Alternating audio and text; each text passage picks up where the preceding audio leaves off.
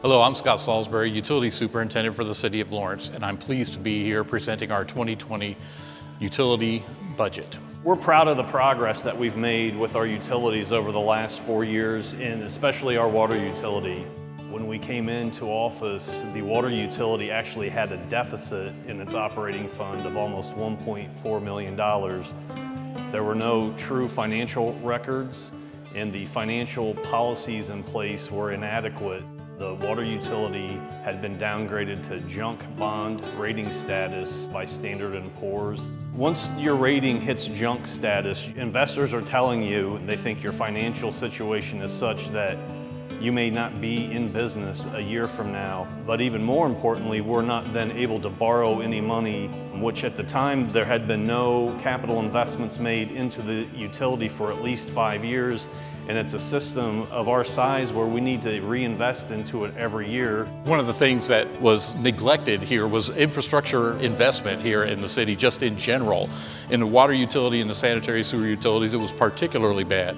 And a lot of times those buried assets are unnoticed because they are buried, but they are vital to the health of the community. The real hard work began in terms of how are we going to address this financial situation, which unfortunately was going to have to include a rate adjustment. With the great progress that we have made with the water utility, we have received an unprecedented 5 ratings upgrades from Standard & Poor's over the last 2 years. The initial ratings upgrades saved the utility over $3.5 million in interest savings when we refinanced outstanding bonds. That $3.5 million could then be put back into the water utility in the form of capital investments.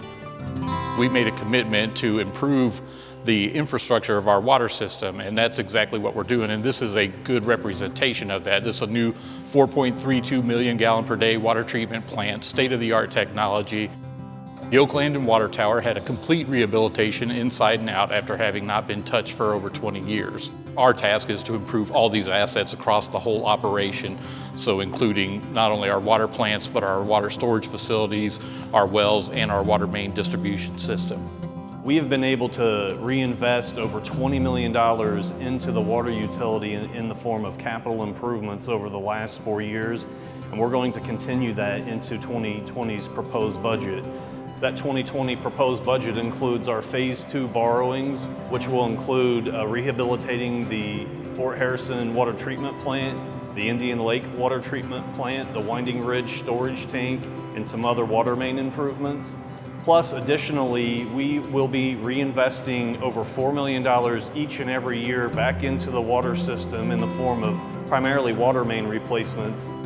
We're going to reinvest into the sewer utility as well, over $2 million in the form of sewer main replacements.